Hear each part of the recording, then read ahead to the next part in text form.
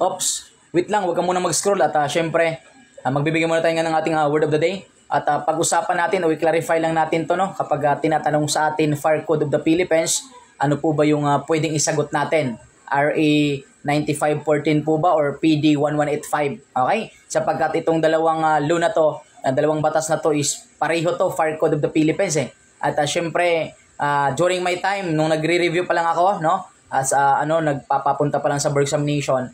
So may mga nagsasabi na kapag ang tanong ay Fire Code of the Philippines, sagot daw po natin is PD or Presidential Decree 1185. Pero pag ang tanong naman po ay Fire Act daw, Fire Act of the Philippines, ang sagot daw po is Republic Act 9514 kasi nga Republic Act. Okay, so actually hindi po siya ganun eh. Okay, tandaan po natin, no, mga future criminologists, yung ating Presidential Decree 1185, yan po yung, kumbaga, yan yung luma natin na batas sa Fire Code of the Philippines. Kasi itong Republic Act 9514, ito na po yung bagong batas natin sapagkat ito ay also known as Fire Code of the Philippines Act of 2008. So ibig sabihin, yung bago natin ngayon, itong tinatawag nating RE 9514 sapagkat ni-repeal niya po yung ating PD 1185. Kaya kapag tinatanong po sa atin, Fire Code of the Philippines, sagot po natin is RE 9514. Kapag ang tanong naman po, Fire Act of the Philippines, ganun pa din po yung sagot natin, RA 9514, sapagkat yung ating pong PD 1185 ay nirepealed na nga po siya ni RA 9514. So, ibig sabihin,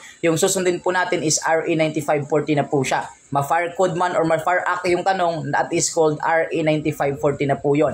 Okay? At syempre, kung wala sa pagpipilian yung RA 9514, so mapipilitan tayong isagot yung luma natin which is PD 1185. Pero kapag nagsabay po yung dalawa, nandoon yung PD 1185 tsaka nandoon yung RA 9514, dito po tayo sa 9514 sapagkat the prevailing laws will always prevail. Okay, so ulitin po natin yung ating pong RA 9514. It is also known as a Fire Code of the Philippines Act of 2008. So paano? Yan ang muna sa ngayon. At syempre, ito pa rin yung lingkod, your Master of the Day, Emmanuel, the Master Showman, Villa Isabela Carlos, CBRC National Tour and Registered Criminologist. God bless all. Have a nice day. Thank you so much. Thank you so much.